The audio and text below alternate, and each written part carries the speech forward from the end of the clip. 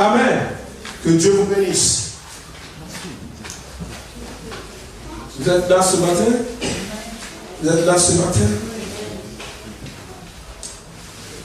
Vos cœurs sont ouverts. On continue de demeurer dans la présence de Dieu. Vous voyez, Dieu est en train de faire de grandes choses. Et il est important que ce que Dieu a commencé ce matin dans la vie de tout un chacun, de chaque individu, ce matin, que le Seigneur puisse l'accomplir, puisse l'achever. Dis Amen. Et donc, je prie vraiment que nos cœurs soient ouverts à l'œuvre et à l'action du Saint-Esprit de Dieu et que nous puissions véritablement rentrer dans la plénitude. Amen. Toute gloire et louange au Seigneur. Je suis convaincu que le Seigneur veut déposer sur nos vies ce matin un nouveau manteau, un nouveau feu, un nouveau zèle. Alléluia. Et si tu es prêt ce matin, si ton cœur est ouvert ce matin à recevoir la grâce de Dieu, tu vas sortir d'ici rempli d'espérance. Tu vas sortir d'ici ce matin rempli de feu et de zèle pour le Seigneur. J'aime le terme anglais. Il dit boldness. Boldness for the Lord. Hallelujah. Amen. Ce matin, je veux qu'on puisse aller un peu dans le livre d'Éphésiens. On va aller dans le livre d'Éphésiens et puis ce qu'on va faire,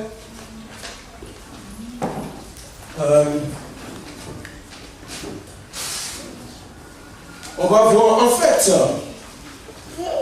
j'ai eu cette occasion de pouvoir méditer un peu sur ce livre. Et puis nous allons voir ce matin, un aspect que le livre d'Éphésiens nous parle. Ok? Mais aujourd'hui, le thème de mon message, c'est l'héritage de l'évangile qui est révélé dans le livre d'Éphésiens. L'héritage de l'évangile révélé dans Éphésiens. Ok? Donc, nous allons commencer peut-être comme ça aujourd'hui, peut-être certainement une prochaine fois. Nous allons revenir sur ce livre-là parce que il y a en fait deux volets. J'ai voulu combiner tout ensemble, mais l'Esprit de Dieu m'a vraiment convaincu que ce serait vraiment lourd. Et donc, le premier volet qu'on va voir ce matin, c'est l'évangile de lumière. L'évangile de lumière. Et le deuxième volet, une prochaine fois, c'est marcher dans la lumière. Amen. Et donc, vous voyez, le livre d'Éphésiens, ce livre, c'est un livre de 6 chapitres seulement. Quelqu'un peut m'aider avec de l'eau, s'il vous plaît. C'est un livre de 6 chapitres qui peut se scinder, se diviser en deux parties. Et donc, on peut diviser le livre d'Éphésiens, merci. Le livre d'Éphésiens en deux parties. Et donc, la première partie, si nous prenons du chapitre 1 au chapitre 3, ça représente la première partie. Et la deuxième partie, c'est du chapitre 4 au chapitre 6. C'est bien fait, je vois, parce que chaque partie contient trois chapitres, n'est-ce pas? Vous voyez, n'est-ce pas? Vous voyez avec moi? Oui. Amen.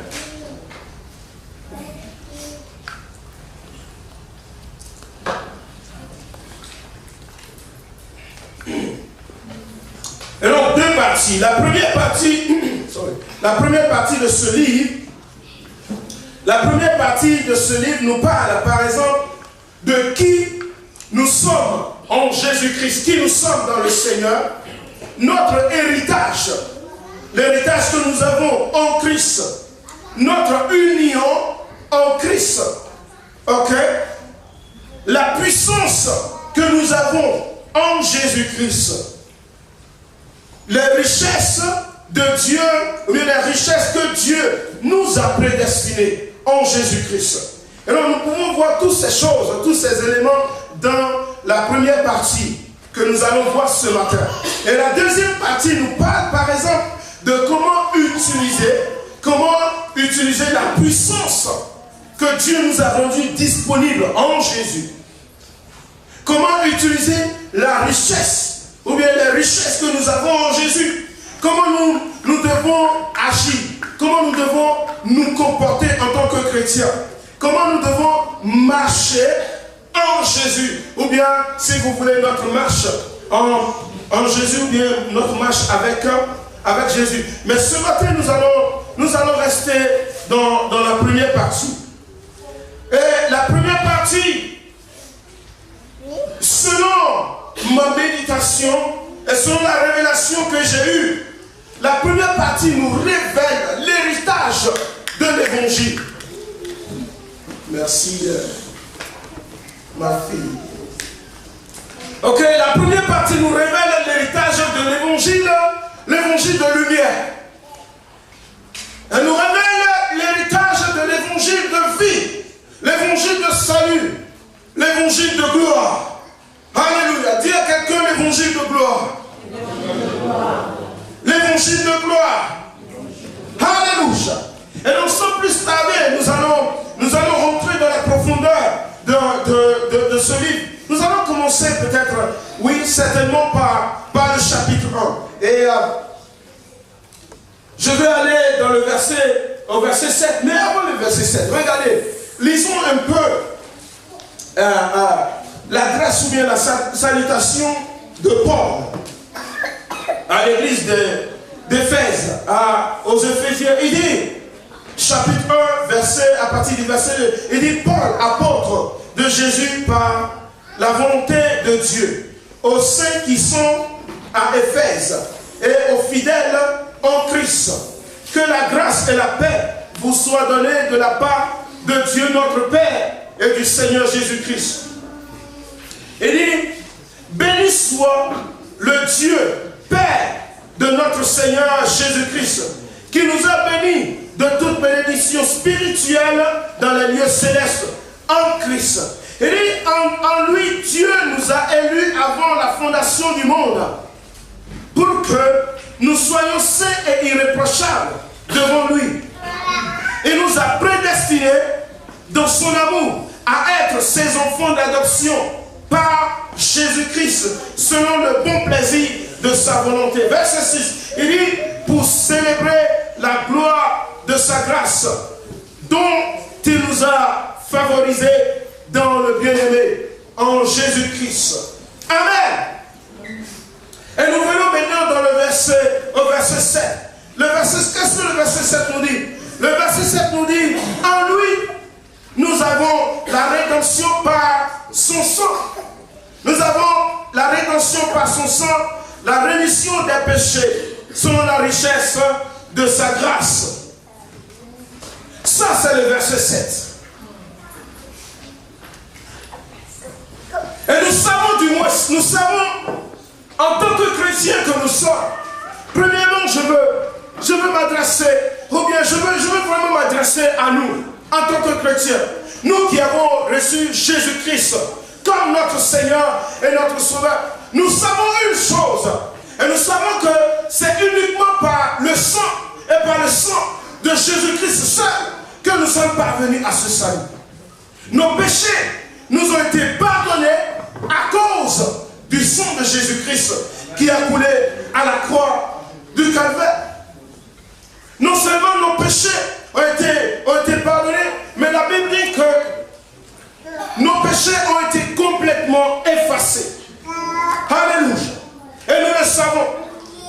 Nous savons que c'est par lui que nous avons été rachetés du royaume des ténèbres à son agréable lumière. Alléluia. Dis Amen. Dis Amen. Amen. Dis merci Jésus. Il nous a rachetés de la mort. Il a donné sa vie à la croix. Christ est mort à la croix pour nous, pour l'humanité. Acte chapitre 4, verset 12 nous dit, il n'y a de salut en aucun autre nom. Alléluia. Peuple de Dieu, soyons-en sûrs et convaincus que notre assurance et notre certitude sur cette fondation demeure ferme. Alléluia. Il n'y a de salut en aucun autre nom. En aucun autre nom. Et la Bible dit car il n'y a sous le ciel aucun autre nom qui a été donné parmi les hommes par lesquels nous devons être sauvés. Il n'y a que le nom de Jésus-Christ seul. Alléluia. Aucun autre nom, nommez-les. Mahomet, Bouddha. Aucun autre nom. Nos familles, nos parents, nos institutions. Aucun autre nom, nommez-les. Aucun autre nom ne peut sauver. Le salut ne trouve en aucun autre nom, à part le nom de Jésus-Christ de Nazareth. Ni aucune autre religion. La religion ne sauve pas. L'islam ne sauve. Alléluia. Le bouddhisme, nommez-les, même le christianisme. Même le christianisme, vous voyez, le dimanche passé, Josué nous a prêché sur le christianisme normal. N'est-ce pas? Le christianisme normal. Et pour nous qui étions, pour ceux qui étaient là, il nous a parlé du christianisme normal. Mais en réalité, ce que Josué était en train de nous partager ici, c'est que la manière ou bien comment nous devons vivre et nous comporter dans l'église après que nous soyons, on est sauvés. Alléluia. Après avoir reçu le Seigneur, comment est-ce que nous pouvons marcher dans l'église? Mais en réalité, le christianisme ne sauve pas. C'est Jésus-Christ qui sauve. C'est Jésus-Christ qui sauve. C'est lui le chemin, la vie et la vérité. Jésus-Christ de Nazareth.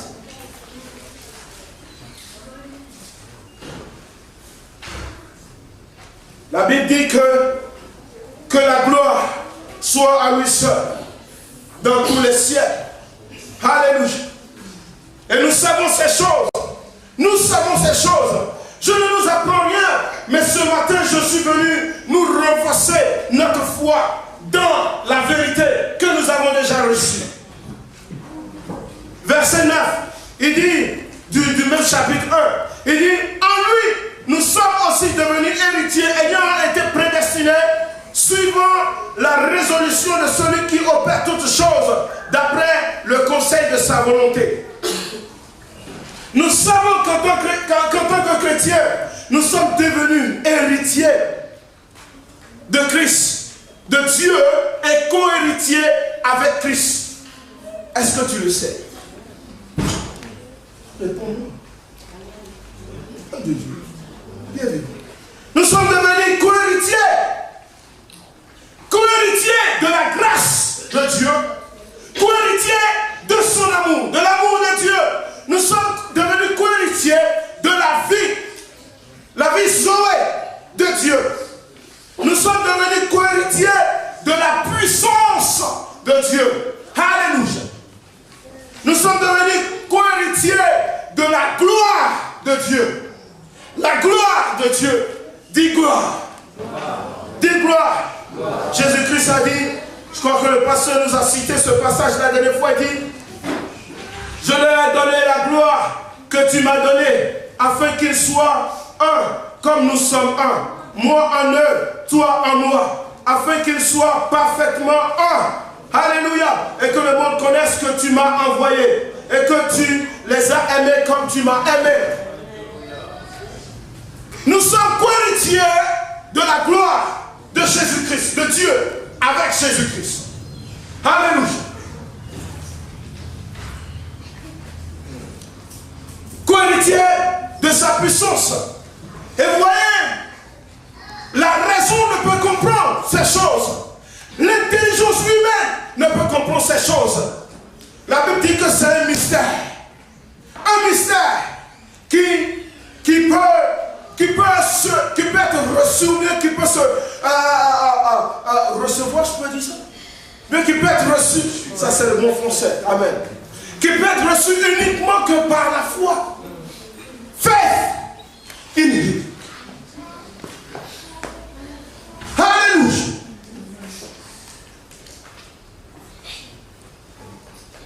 C'est un mystère. Ça, c'est le mystère de la puissance de Dieu que personne ne peut comprendre. C'est pourquoi la Bible dit, quelque part dans le livre de Romains, si tu confesses de ta bouche et que tu crois dans ton cœur, si tu confesses de ta bouche et que tu crois dans ton cœur que Jésus-Christ est le Fils de Dieu, qu'il est mort pour tes péchés. Qu'il a été ressuscité et qu'il est aujourd'hui assis à la droite du Père. Là, tu rentres dans le salut. Là, tu rentres dans le mystère. Et cette co-héritage ou bien cette manière de co-héritier dont la Bible nous parle devient ton partage. That's what the Bible says. C'est ce que la Bible nous apprend. And you know it. Nous le savons. Alléluia. Nous le savons parce que la vérité nous a été révélée par l'Esprit de Dieu qui habite maintenant en nous. Alléluia. Thank you, Jesus. Verset 13, il dit, verset 13, nous sommes toujours dans le chapitre 1. Il dit, en lui vous aussi, après avoir entendu la parole de la vérité, l'évangile de votre salut, en lui vous avez cru et vous avez été scellés du Saint-Esprit qui avait été promis. Alléluia. L'évangile est la vérité. L'évangile est la vérité. Il n'y a de vérité en aucune autre parole. Il n'y a de vérité en aucun autre homme, femme, non mais la vérité est dans la parole de Dieu. La vérité est en Jésus-Christ. La vérité, c'est l'évangile de la vie et de lumière. Soyons-en sûrs et assurés. Alléluia. L'évangile de Christ est l'évangile de vérité. Il est pur, limpide, comme du cristal. Regardez, dans le livre d'Apocalypse, la Bible décrit le trône de Dieu, pur, limpide, comme du cristal. L'évangile est pur. L'évangile nous rend la vie par la vertu du Saint-Esprit. Alléluia.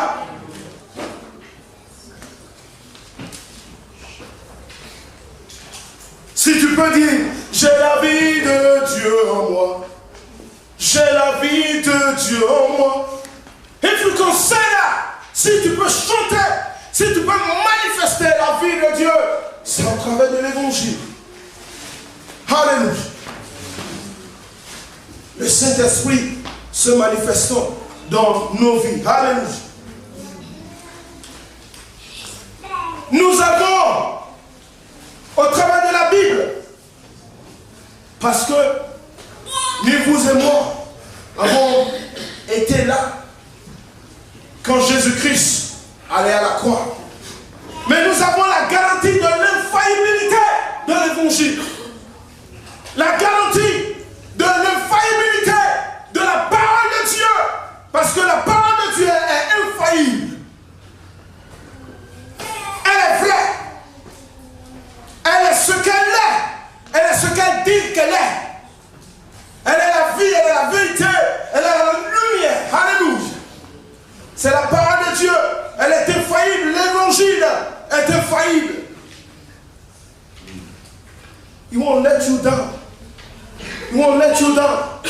Voyez, mets ta confiance dans les institutions, mets ta confiance dans les choses. They will let you down. Vous te laissez tomber. Christ, c'est celui qui sera toujours là avec toi. L'évangile de Dieu. C'est pourquoi. Et l'évangile est infaillible. C'est pourquoi la Bible dit que dans le livre des Actes des Apôtres, si vous parcourez ce livre, devant les menaces, la Bible dit que quand les apôtres, quand les disciples se réunissaient pour prier, et ils criaient à Dieu, ils disent, Seigneur, regarde la menace de ton peuple, de ce peuple, des ennemis. Mais maintenant, étends ta main afin que se produisent des miracles, des délivrances, des prodiges et des percées, afin que nous ayons l'assurance de prêcher ta parole avec bonheur, avec assurance. Et la Bible dit qu'ils partent de là et ils annonçaient la parole de Dieu avec assurance. Et les signes et les prodiges les accompagnaient. That's the word of God. Ça, c'est l'évangile. Infaillible. Infaillible. Infaillible. Infaillible. Chapitre, nous rentrons maintenant dans le chapitre 2. On va aller. Voyez, je vous en conjure. Allez, prenez le temps. Peut-être en 1 heure de temps maximum, vous pouvez lire ce livre. Ce ne serait que 6 chapitres. Allez à la maison, voyez, prenez le temps, trouvez un temps, un moment, même si c'est 2 heures de temps, un temps pour toi seul, et puis tu parcours le livre de Éphésiens. Do you good. Ça va te faire du bien. Je t'assure. Verset 18, chapitre 2. Il dit, car par lui nous avons les uns et les autres accès auprès du Père dans un même esprit. Par Jésus-Christ et au travers de l'évangile. Nous avons accès au Père. Désormais, il n'y a plus d'intermédiaire. Le mur ou bien le voile de la séparation est enlevé, est déchiré. Désormais, nous avons accès direct au Père. En tant que fils et fille. Alléluia. Un accès garanti. Nous qui autrefois étions étrangers et très éloignés de Dieu. La Bible dit, attends, regardez la vérité de la parole de Dieu. Quand on était de l'autre côté, qui était de l'autre côté en tout temps? Moi, je suis de l'autre côté. De l'autre côté, tu n'étais pas en Christ.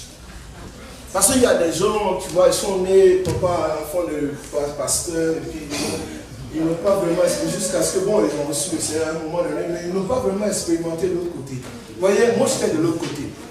Mais quand nous étions de l'autre côté, on disait Dieu, on disait notre Dieu, c'est-à-dire petit D. C'est ça, non? Mais la Bible dit, on était sans Dieu, without God. En réalité, on n'avait pas de Dieu. On était sans Dieu de l'autre côté. Mais au travers de l'évangile, nous avons accès. Ou bien, nous avons accès. Désormais, nous sommes devenus des héritiers, nous sommes devenus des enfants de Dieu. Nous avons accès garanti auprès du Père, auprès du trône de la grâce. La possibilité de communier entre nous dans un même esprit. Ok, ça c'est la communion horizontale. Ok, communier entre nous dans le même esprit. Ouais, et ça c'est différent de la communion qu'on avait de l'autre côté. Nous avons maintenant la possibilité de communier entre nous et de communier avec le Père. Wow, that's wonderful. C'est merveilleux. C'est merveilleux. Ça c'est rendu possible par l'évangile. Quel privilège, quelle opportunité, quelle gloire. Alléluia. Chapitre 22, verset 22, nous sommes dans le chapitre 2. Il dit, en lui, vous êtes aussi édifiés pour être une habitation de Dieu en esprit, en Jésus-Christ. Il dit que nous sommes édifiés pour être une habitation en esprit. Quelle beauté! Quelle beauté! L'évangile, il est belle. L'évangile de Dieu. L'évangile de Jésus-Christ. Belle. Parfait. Wow! Vous avez déjà vu les belles constructions, surtout à Londres ici. Londres est devenu un chantier parce que les constructions poussent de partout. Alléluia. Mais la Bible nous dit ici que en lui, vous avez été édifiés pour être une habitation de Dieu en esprit. Mon corps devient désormais le temple de Dieu. C'est parce que la Bible nous dit. Mon corps est le temple de Dieu. Désormais le temple de Dieu. Alléluia. Le Dieu vivant, le Dieu de gloire, le Dieu tout-puissant habite en moi. Et donc quand je marche, I carry him. C'est la Bible qui dit. C'est la vérité, n'est-ce pas?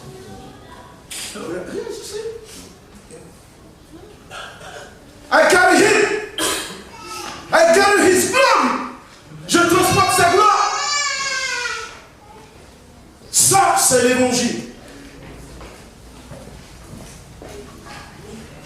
Allons maintenant dans le chapitre. On n'a pas trop le temps, j'aimerais qu'on prie un peu à la fin. Allons maintenant dans le chapitre 3, rapidement. Je suis en train d'arriver à la fin de mon message.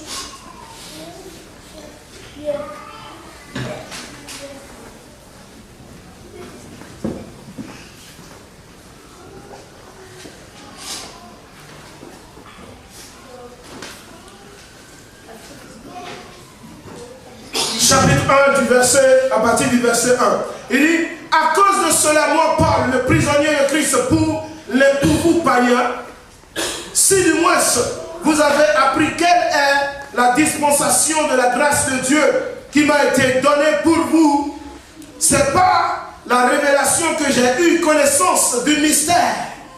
Du mystère sur lequel je viens d'écrire un peu de mots. En les lisant, vous pouvez vous représenter l'intelligence. Ou bien vous pouvez avoir, mais vous pouvez comprendre. Vous pouvez vous représenter l'intelligence que j'ai du mystère de Christ. Il n'a pas été manifesté au Fils des hommes dans les autres générations, comme il a été révélé maintenant par l'Esprit aux saints apôtres et prophètes de Christ. Ce mystère, c'est que les païens sont co-héritiers, forment un même corps et participent à la même promesse qu'en Jésus-Christ par l'évangile.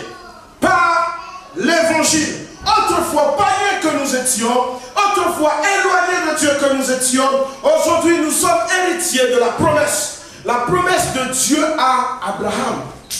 Vous voyez, la promesse de Dieu à Abraham. Et la Bible dit dans le livre de Galates 3, 26, il dit, car vous êtes tous fils de Dieu par la foi en Jésus. Vous êtes tous fils de Dieu par la foi en Jésus. Moi, je vais compléter par la foi en Jésus, par la vertu de l'évangile. Je peux dire ça? Josué peut dire ça? Okay. Il dit, vous tous qui avez été baptisés en Christ, vous avez revêtu Christ.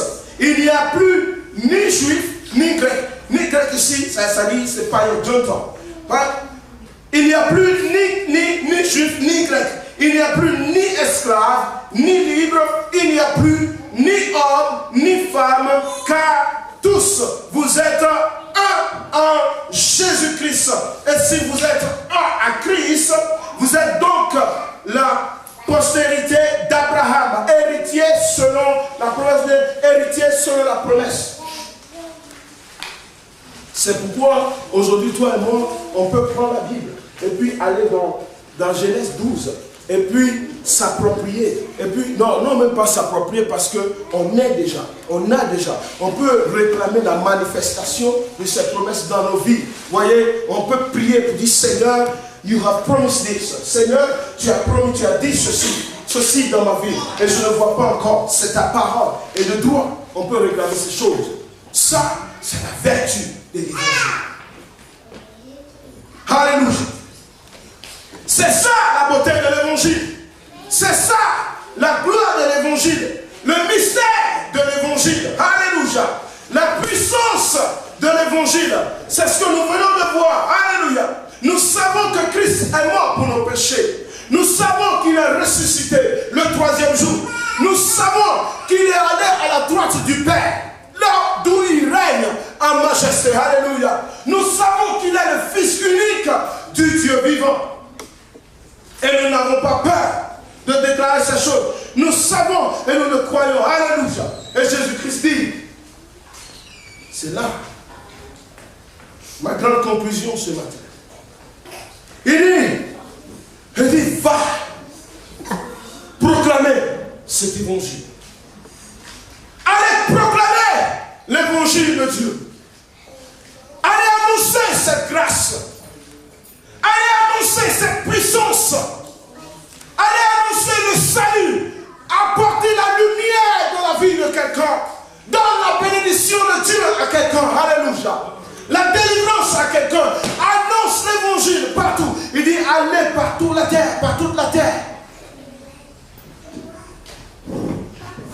annoncer l'évangile. Que ce soit dans nos maisons, là où nous habitons, dans notre entourage, dans nos quartiers, dans nos lieux de travail, dans nos familles. Annonçons l'évangile. Annonçons l'évangile, car c'est un évangile d'espoir, d'espérance, de salut et de délivrance. Aujourd'hui, si toi et moi, on peut venir bénéficier de la grâce de Dieu, à un moment, quelqu'un nous a annoncé l'évangile. À un moment donné, quelqu'un nous a annoncé l'évangile. Et si tu te souviens, regarde un peu derrière, comment tu te comportais quand les gens venaient t'annoncer l'évangile. Comment tu traitais ces gens qui venaient t'annoncer l'évangile. Mais ils t'apportaient la vérité. Ils t'apportaient la vie. Alléluia. Et ils ont persévéré. Ils ont persévéré jusqu'à ce jour. Tu es ici. Can you do the same for somebody? Peux-tu faire de pareil pour quelqu'un?